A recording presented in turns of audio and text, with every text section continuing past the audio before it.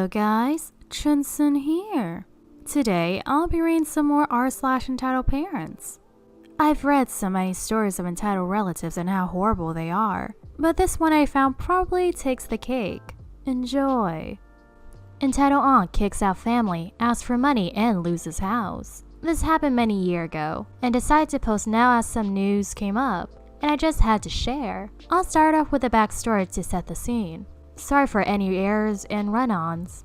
I'm mobile, and even though English is my first and only language, I am still bad at it. My entitled aunt owned a nice house with her then husband. It was built somewhere in the 60s with many rooms. They had many kids, and by many I mean a lot. So many they ended up building additional rooms. My entitled aunt was somewhat of an entrepreneur and ventured in many small business dealing, all of which never lasted. Her last one, as far as I can remember, was in a tax industry, but that ended badly as she was charged with some sort of fraud. I was young, so details are a bit fuzzy. Since then, even at a young age, I knew the family was falling apart. I live a short walk away and like to visit my cousin's house every now and then, so we could stroll down the street to some creek at one end of the road or some gas station on the other end where they had a sitting area to snack and chat. Some days, as I walked by, I could hear yelling coming from the house, all the yelling coming from entitled aunt. The neighborhood was quite safe and rural, enough that the kids could play in the street without a care in the world. But as I remember those yells and passing the house knowing I couldn't play with my cousins for a while, it saddens me knowing I could have done something. Again, I was a kid, and a sheltered one at that. I would also like to point out entitled aunt was not only verbally abusive, but heavily physically abusive as well. But this is a rant for another time. While entitled aunt's marriage was on the line, she decided to open a new business outside of the city, but only takes a few of her kids with her and leave the rest to fend for themselves. Wow, what a fucking cunt. The dad? I don't know, maybe he left with entitled aunt, or he had left entitled aunt at that time. I hardly saw him. As far as the kids she took, it was obvious who the favorite ones were, because while entitled aunt prompted one of the kids she took, because she saw greatness in some ability. I'll be vague with the talent to save face. One of her kids left behind developed a serious medical illness. Entitled aunt never came, and her excuse was she was busy, or that sick kid, 12 years old, was faking it. Seizures. I was there when many of them occurred, and it was sad when she cried for her mommy when it happened. Younger me felt helpless in a house full of unsupervised minors. My parents were clueless as to what was happening then, but now knows. Now is where it gets interesting and the brick starts to fall. The illness of this kid led to hospitalization. When the hospital asked for a parent, the eldest of the left-behind kids stated that they were away and staying home alone. This triggered Child Protection Service involvement, of course. And all the left-behind kids that stayed in the house were taken away, except for the eldest, who was over 18 years. Entitled aunt never came back into town, and her excuse was she was busy. When she was asked to come to a hearing to try to get her kids back, it was another excuse about her husband. Excuse follow excuse. And the kids ended up staying in Child Protection Service custody till they were either of age or they found foster homes. Back to the house, the eldest eventually moved out to start his own life, and the property tax kept adding up with no one paying. My parents didn't want the house to go to waste as it was a good foundation, location, and space. The downside was it needed a lot of renovation and was at a risk of foreclosure. Eventually, they contacted the husband, who said it was okay to stay there if they managed to financing, and he would take care of the renovations. Both of my parents wanted to buy the house, and talks were progressing to get it. During the time stay there, the tax amount was getting lower and renovation was starting. Everything was good, and entitled aunt seemed to be out of the picture, seeing as how she served her communication with everyone, including her husband after repeated attempts. Many years passed, and the house was becoming somewhat of a halfway house for out-of-town family and friends coming to our town looking for a fresh start. Many stay a few months till they could find a decent job and save to move out, but they all helped with bills. No hard feelings, and we all got along. We had gotten word that entitled aunt's business was raided and she was on the run. The grapevine mentions things of heavy drugs, stolen vehicles and items, prostitution, and more with her boyfriend. Keep in mind, the divorce with her husband was not final because she refused to sign the paperwork. There are a lot of stories I could share about entitled aunt, most of which I experienced firsthand, but this is a summary of it. Then, this happened. She was back in town, and what better place to crash than your own home? Right? Technically, it was still her home since the divorce wasn't final. So what is the first thing entitled aunt says when she shows up unannounced? Get the fuck out of my house. At that time, the people staying in the house were me, my parents, my brother, and his very pregnant wife who was due any day. There was a lot of back and forth between entitled aunt and my dad, entitled aunt's brother, saying that entitled aunt's husband said it was okay, but she refused to understand and said the house was still under her name. Entitled aunt's husband couldn't be reached at the time as he was out of the country for some business matter. And by the time it got dark, the argument seemed to die down a bit, but the tension was thick as butter. We were hungry and tired by that time, so my mom went out to get some fast food. While she was gone, entitled aunt decided to make herself at home and cook up some noodles for her boyfriend. Between these moments, my dad stated that he was making payments and everyone was chipping in to get the taxes back in good standing. To which entitled aunt responds with something like, "Well, this is my house and I don't have to pay anything." Yeah, that's not how property taxes work. When my mom came back with the food, we, being everyone besides entitled aunt and her boyfriend, started to eat. "You didn't even bring any food for me and my boyfriend, you selfish bitch," entitled aunt says, and arguments started up once again. The horrible thing about the whole situation was we couldn't even kick her out. The house was still under entitled aunt's name at the time, and we had no way, nor paperwork, of proving entitled aunt's husband agreed it was okay to stay there. The agreement was more of a verbal contract, and boy did my dad regret it. Towards the end, we decided to pack a few things and stay with a nearby relative, at least until we were able to get in contact with entitled aunt's husband. The problem was we needed a few boxes, so we all drove together to some local shop for packing material. When we got out, we found a lot of our belongings all over the yard.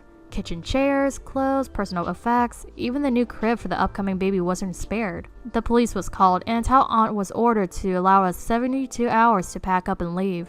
To which she tried to play the victim card. "They are fucking squatters. I never gave them permission to stay here. They took advantage of me being out of town to live here and ruin my house." Keep in mind, the house was still undergoing renovations. It had bare floors in one of the unused bedrooms as they were getting replaced with hardwood, removed wall section for replacing due to mold, and one of the bathrooms was out of service due to repiping. The house still needed a lot of work as there was no central air and heating, and the water boiler was stated to get replaced soon. We ended up moving to another house while legal battle between entitled aunt and her husband were at works, but she ended up living in the house in the long run. We would hear from entitled aunt every now and then when she somehow got a hold of our number through a family member, always calling asking my dad for money. He never shared what was said, but he gave hints along the lines of, "I let you stay in the house for so long. When you left, you took everything," or "This is all your fault. My house is ruined," or my personal favorite, "After everything I've done for you growing up, you do this to your own sister?" My dad feels bad, but still gives her a "fuck you. Stop calling." Entitled aunt's husband knew she was staying in the house and decided to not deal with it, pay my dad his money back from the taxes, as the agreement was off, and just let the house go, not caring about the renovations. If entitled aunt wanted the house, she could have it. But just because you have something doesn't mean it's okay not taking care of it. We lost contact with entitled aunt once again, and we can only hope it's for good. All her kids also disconnected from her due to the abuse bit. They are living happy and healthy lives. Many years passed, and recently we got word through the grapevine of the following. 1. The property taxes were never paid. 2. The house was condemned. 3. Entitled aunt got a warrant and was arrested on drug-related charges. 4. A notice was put in vacant. 5. Entitled aunt still lives there. 6. Entitled aunt gets arrested again on auto theft. 7. Entitled aunt gets booted out of the house. 8. House gets foreclosed. 9. A lovely couple now lives in house. Edit. My first goad. Thank you, kind stranger, for your humble generosity. I am truly forever grateful and will be in a generally good mood for all day thanks to this. Also wanted to take this time to state after talking to my dad about his sister, aka entitled aunt, she does indeed have bipolar disorder along with other undiagnosed behavioral problems. She is out of jail and currently staying with some people she met after jail and working at a Whataburger. My cousins separated from each other but are doing okay. My sister-in-law, who was preggo with her first at the time, was stressed with high blood pressure when we were kicked out of the house. But the delivery went perfect, no complications. My brother and sister-in-law are due to have their third kid soon. Entitled kid wants me to write them a dreary porn fic. Then his mom PMs me, going all, "How dare you stay in your fandom, write this right now for my baby." This was a few years ago, when I was still new to fanfic and stuff, so it completely baffled me at the time, but after years passed, I got even more weirder entitled requests. I realized that there were actually people who did this sort of thing, and this sub confirmed it for me. Obligatory, my English isn't my mother tongue, and first post warning. I kind of feel bad cementing this kid into Reddit history because, let's face it, he's probably regretting having a 4th grade syndrome right now, but I just found it too hilarious not to pass up. Starring Harry Potter dreary fanboy as entitled kid who's going to regret this phase of his life forever like the rest of us. Egotistical mom as the entitled mom who used all caps everywhere and made my eyes bleed. Horde of fanboys as the 7-year-olds who read badly written porn and actually like it. Nice fanfic reader whose role in the story will be shortly uncovered. And of course, me, the obvious star of the story.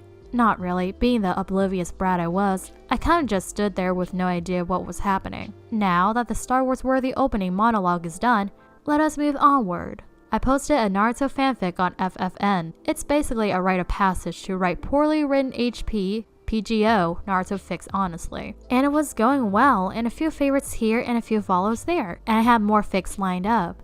But then I got this really crazy review. I don't quite remember the username of entitled kid, but I do recall that it was something akin to Dreary Love Heart, with a bunch of numbers that mean nothing to me.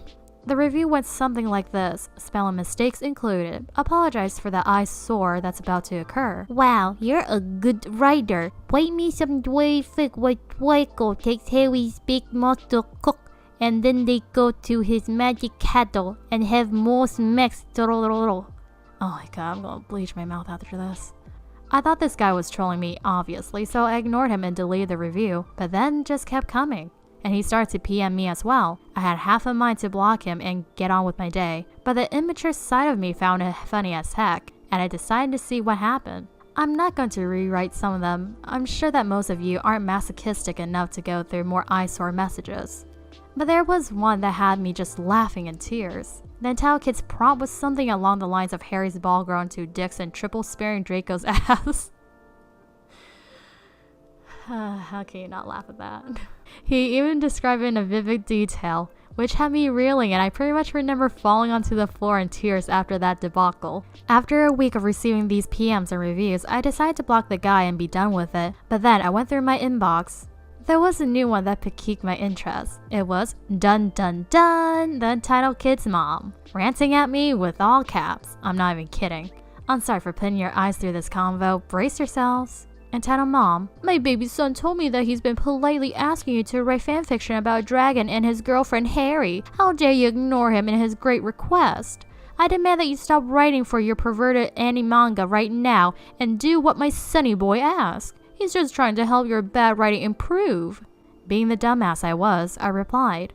Me? Hi ma'am. I think you may have pressed your all caps key.